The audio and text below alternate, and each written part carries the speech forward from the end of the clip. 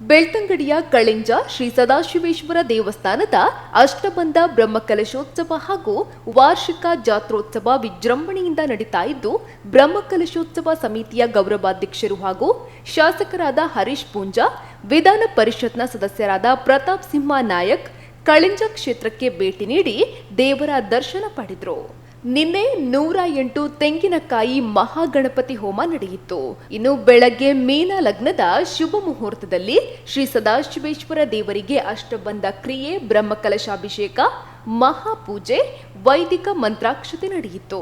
ಸಂಜೆ ಶ್ರೀ ಸದಾಶಿವೇಶ್ವರ ಭಜನಾ ಮಂಡಳಿ, ಜ್ಞಾನ ವಿಕಾಸ ತಂಡ ಮತ್ತು ಊರ ಮಹಿಳೆಯರ ತಂಡ ಕಳಿಂಜ ಹಾಗೂ ಶ್ರೀ ದುರ್ಗಾ ಪರಮೇಶ್ವರಿ ಭಜನಾ ಮಂಡಳಿ ಪಾಲೇಜ ಇವರಿಂದ ಭಜನಾ ಕಾರ್ಯಕ್ರಮ ನಡೆಯಿತು. ರಾತ್ರಿ ಮಹಾಪೂಜೆ, ಶ್ರೀ ದೇವರ ಬಲಿ ಹೊರಟು ಶ್ರೀ ಭೂತ ಬಲಿ ಉತ್ಸವ, ವಸಂತಕಟ್ಟೆ ಪೂಜೆ, ದರ್ಶನ ಬಲಿ, ಬಟ್ಟಲು ಕಾಣಿಕೆಯಾದ ಬಳಿಕ ಪ್ರಸಾದ ವಿತರಣೆಯಾದ ಬಳಿಕ ನೆರೆದ ಭಕ್ತಾದಿಗಳಿಗೆ ಅನ್ನ ಸಂತರ್ಪಣೆ ನಡೆಯಿತು. ಇನ್ನು ಧರ್ಮದೈವಗಳಾದ ವ್ಯಾಘ್ರ ಚಾಮುಂಡಿ, ಕುಕ್ಕೆತ್ತಾಯ, ಉಳ್ಳಾಲ್ತಿ, ಪಂಜುರ್ಲಿ, ಗುಳಿಗ ದೈವಗಳಿಗೆ ನೇಮೋತ್ಸವ ನಡೆಯಿತು.